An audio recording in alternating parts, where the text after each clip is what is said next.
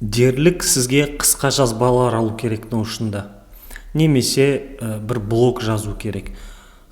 Соның бір сіздерге қазір мысалын көрсеткім келіп тұр. Соған байланысты өзіңіз мысалы үй жұмыстарын немесе қажетті бір жазбаларды барлығын осы Notion'да алып отырсаңыз болады.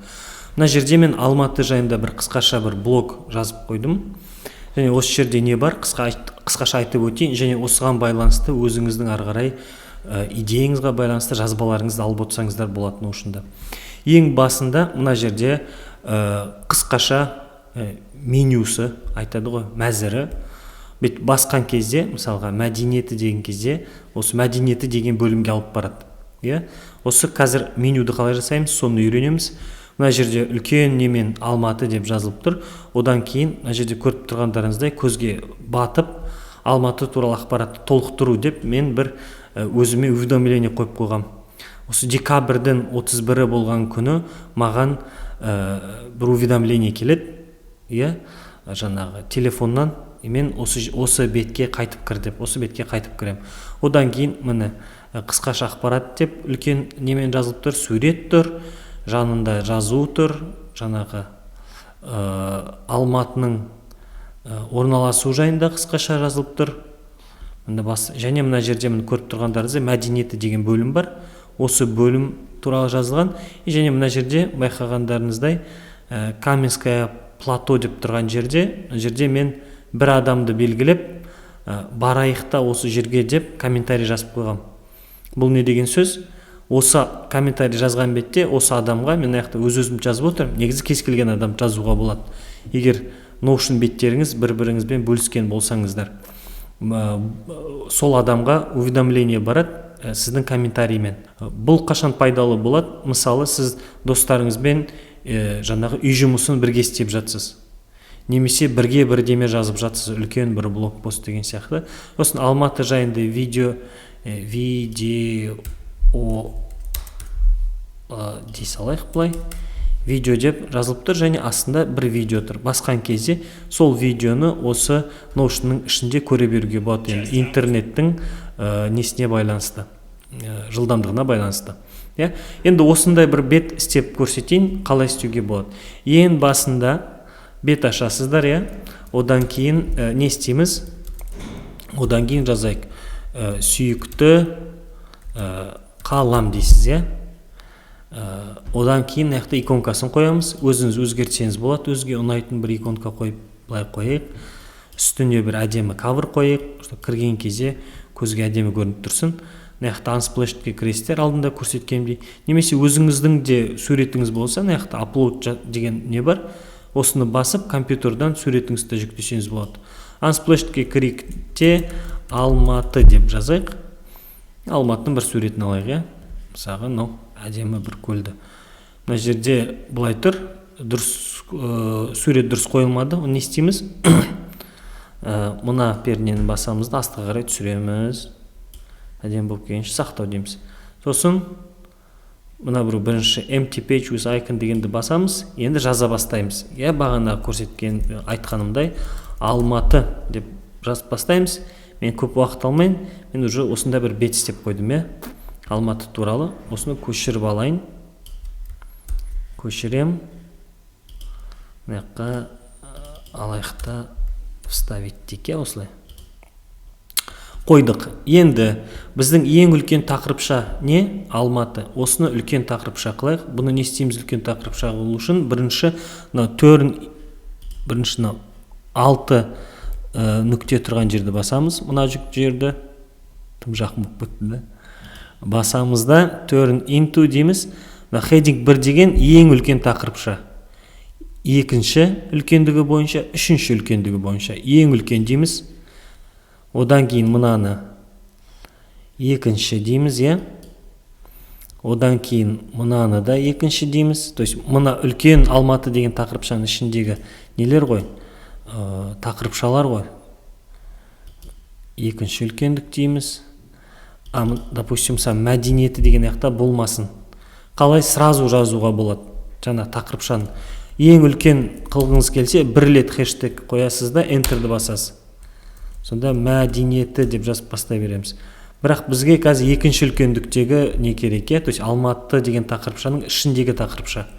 Оны екі рет хэштег қоямыз да, Enter'ді басамыз, сосын не істейміз? Мәдениет деп жазамыз. Сосын енді мына Алматы жайлы видео дейміз. Бұны да аламыз да turn into heading 1 деп басса болады. Немесе бүйтіп мынау 6 нүктені басып, мына жерге 1 деп кешірсе 2 деп жазсам, өзі автоматты түрде жаңағы іздеп нені шығарады. Осыны басам, екінші heading болды, Енді сурет қойық. Суретті интернеттен аламыз, Мына мына видеоларды ашып қойғам. Мына жақтан алдындағыдай міне. Қай сурет ұнады бізге? Мына суретті аламыз. Копировать дейміз. Бүйтіп алып, астыға түсірейік та, мына жерге вставить дейміз, Вставить деген кезде не болады? Бұлай тұрады. Бізге қалай тұру керек? Бір-бірінің жанына тұру керек. Ол үшін не істейміз? Ол үшін мынау 6 точканы басамыз, немесе суреттің үстінен басып алып, мынау блоктың жанына апарамыз. Көріп тұрсаңыздар, мына жерде міне сызықша, көк сызықша тұр. Асты міне жаны. Көк жанына барғанда жанына апарамыз. Сурет бізде жазуға қарағанда үлкенірек болып тұр. Сол үшін бұлай азайтсақ болады. Үлкендігін бүйтіп. Енді одан кейін не керек? Одан кейін видеомызды қойық. Тағы бір ұмыт кетпей тұрғанда айтайын. Қалай суретті басқаша қоюға болады? Мысалы айталық, мына сурет бізде сақталып тұрсын компьютерімізде. Бұны біз сақтап қойық қазір компьютерімізге. Қазір 1 секунд. Мысалға басты бетімізге сақтап қойық. Осы суретті, енді компьютердағы суретті қалай қоямыз? Enter'ді басасыздар, бағанағындай слэш, мынандай знак қоясыздар, міне, мынандай. Одан сурет қою үшін image деп жаза бастаймыз ағылшынша. I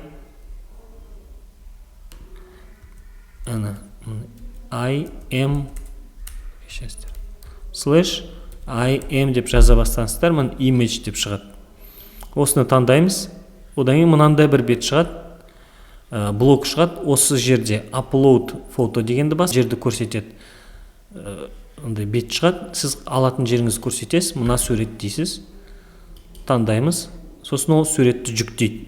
Мына суретті мен енді неден жүктедім? Компьютерімнен. Дәл жанағында жанына қойып қойын. Қайтып сурет үлкен болып тұр. Бұлай сәл азайтайық. Одан кейін не істейміз? Одан кейін видеомызды қоямыз.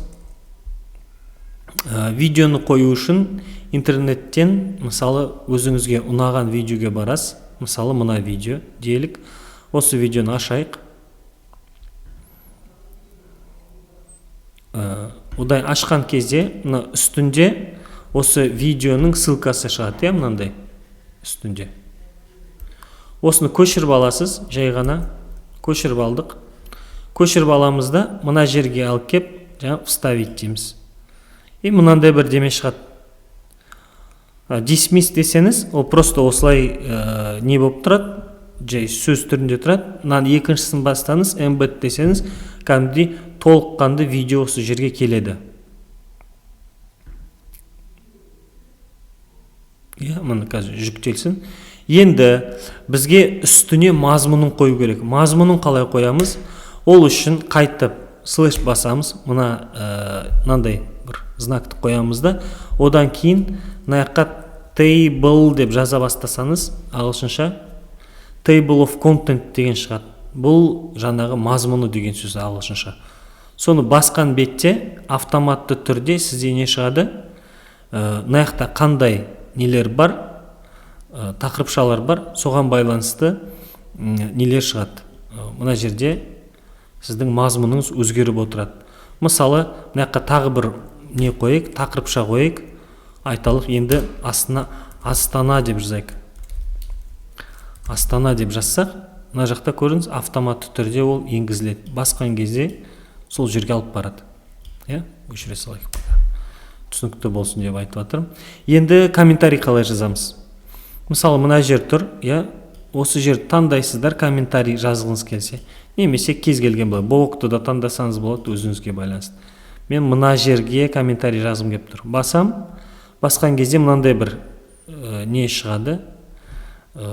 Осы жерде коммент дегенді басасыз да, мына жаққа енді мынандай собачканы знагын қойсаңыздар, мына бір знакты қойсаңыздар, мынандай айтады, күн туралы айтайын ба дейді, адам туралы ма, немесе басқа осы Notion'дағы беттер туралы ма дейді. Мен айтам, мына адамға комментарий жазғым келіп тұр. Жазам, барамыз ба деп жазам. Жазам да жіберем. Сонда қазір осы адамға не барды? Уведомление барды. Енді алып мынандай дүниені қалай істейміз? Мынандай. Бұны call out деп атайды, көзге батып тұратын бір блок, және мына жерде сізге келетін уведомление, ескерту. Соны қалай істейміз? Ол үшін бағанағындай сізде алдыңғы сабақтарда сіздерге айтқан болатынмын, жаңағы basic блокстарды қарап шығуларыңыз тиіседі. Осы жерде міне қараған болсаңыздар уже түсінген шығарсыздар. Мына бір call outs деген дүние. Бұл тек сізге былай көзіңізге батып тұратындай, көрініп тұратындай бір блокты бояп нетіп қояды. Осы жерге кез келген дүние жазсаңыз болады, иә? Мен жазам. Осы мынау менің тақырыпшам әлі толмады, толыққанды. Сосын былай жазам, қайта қарау керек деймін да. Енді жаңа уведомленияның знагын қойым керек. Көрсеткен күні маған бір уведомление келсін. Оны қалай істейміз? Ол үшін біз жаңағындай собачканың знагын қоямыз да, мына жерде міне remind деген сөз бар. Соны басасыз. Сосын мына жерден күнін таңдасаңыз болады. Remind tomorrow ертеңге қойып тұр қазір. Ертең емес, басқа күнге қойғыңыз келсе, мына жерде мысал айталық, декабрьдің 31-і жасасын маған, уақыты да бар, уақытын өзгертсеңіздер болады. Мысалы, айталық 13:00-де. Өзі американский уақытқа айналдырады, жаңағы AM, PM дегенге, бірақ сол сағат күндізгі 1-де сізге уведомление келеді осы блокпен. Қысқаша, міне осындай бір блог жасадық. Осының мысалында сіз өзіңіздің жаңағы барлық жазбаларыңызды өзгертсеңіздер болады.